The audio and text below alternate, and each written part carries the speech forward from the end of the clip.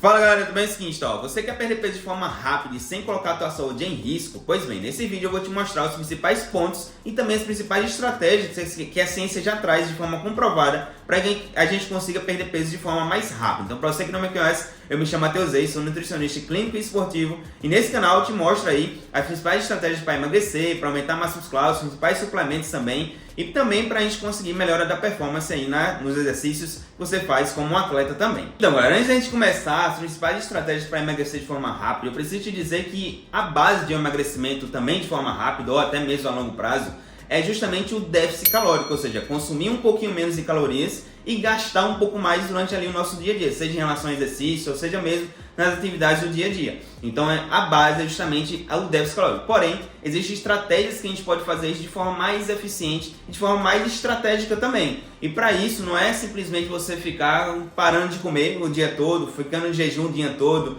tendo até algumas deficiências nutricionais que vai fazer com que você prejudique a tua saúde. Então esse vídeo é justamente para te ensinar como a gente vai emagrecer de forma rápida, sem prejudicar e colocar a tua saúde em risco. Então, o primeiro ponto é justamente o consumo de proteína, né? Quando a gente pensa em relação ao consumo proteico na estratégia de emagrecimento, é uma estratégia muito importante. Por quê? A estratégia nutricional de aumentar a quantidade de proteína é principalmente pelo efeito térmico do alimento, ou seja, a proteína ela gasta mais calorias para ser digerida e eliminada no nosso metabolismo. E dessa forma chega a ter até 30% a mais do que, por exemplo, uma gordura, até mesmo do que um carboidrato. Dessa maneira, a gente consegue ter um efeito maior em relação ao déficit calórico. Segundo ponto é justamente manter a massa magra, né? A proteína tem esse efeito de controlar a nossa massa muscular no processo de emagrecimento. Então é um efeito muito importante também. E as principais fontes de proteína que a gente tem aí é justamente ovo, frango, carne, sardinha, atum, whey protein, né? Então se não for soja também. Então a gente teria essas principais fontes proteicas.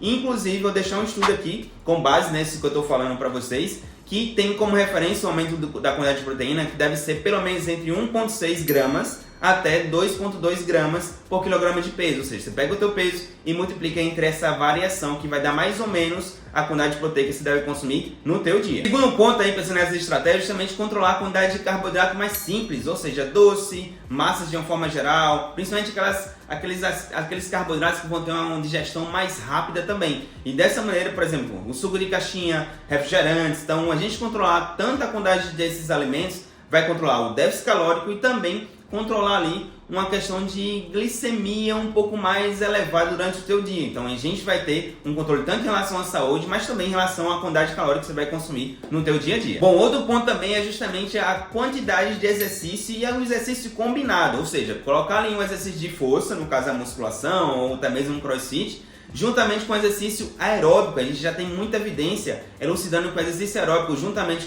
com a musculação, a gente tem uma melhora do emagrecimento. Inclusive, os exercícios ali aeróbicos potencializam o aumento da massa muscular também. A gente já tem algumas referências relatando um pouco disso. Então, fazer exercício com força e exercícios aeróbicos seria bem interessante que a gente conseguisse combinar e fazer esses dois aí, pelo menos, não talvez no mesmo dia, né? Seria muito bom que fosse no mesmo dia. Mas você pode também intercalar, por exemplo, fazer um dia musculação, outro dia, né, ali uma corrida. Mas fala com o teu educador físico, ele vai te ensinar e te orientar de uma forma melhor. Eu não sou autoridade em relação ao treinamento, então fala com o teu treinador. Quarto ponto aí é justamente o sono e também o estresse, né? Quando a gente pensa em relação a um sono mais restrito, um sono mais quebrado, ou seja, aquele sono que a gente acorda durante a madrugada várias vezes, realmente pode prejudicar bastante a produção de alguns hormônios, principalmente a grelina e a leptina. A grelina, ela aumenta, né, que é o principal hormônio aí da nossa fome. Então, quando a gente tem um sono mais quebrado, ela vai aumentar e principalmente ter uma desregulação na produção de serotonina e também dopamina,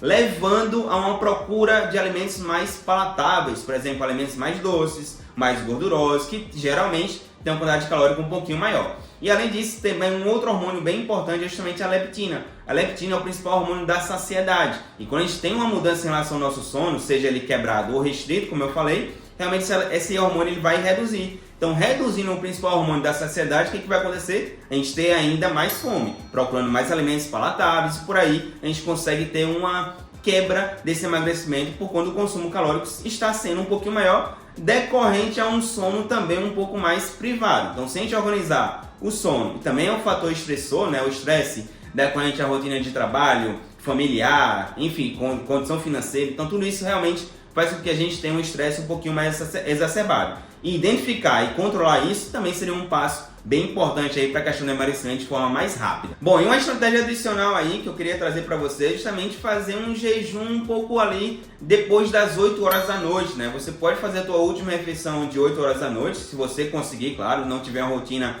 que te dê um pouco mais de fome depois disso, então tente falar com o teu nutricionista para que isso seja organizado.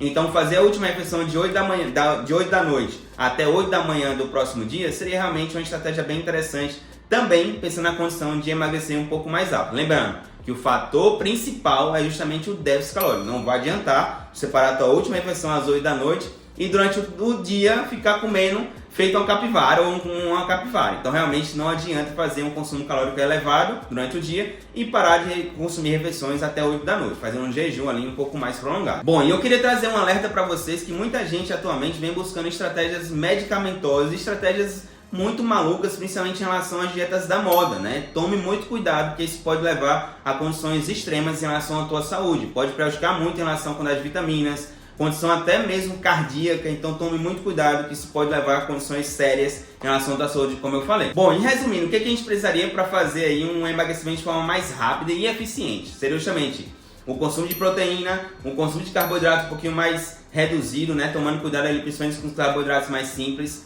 sono e estresse, né? A combinação dos dois aí, tem um controle dos dois, principalmente o sono tendo uma base de 7 a 9 horas de sono dormidas por dia, e também ali a combinação de exercícios tanto aeróbicos quanto exercícios com força. E uma última orientação também seria uma hidratação, que eu não falei aí anteriormente, mas também a hidratação é bem importante no quesito de emagrecimento de forma mais rápida. Então se você gostou desse vídeo, dá o likezinho aí e fique com Deus, que era esse conteúdo que tem pra vocês, e até mais. Tchau, tchau.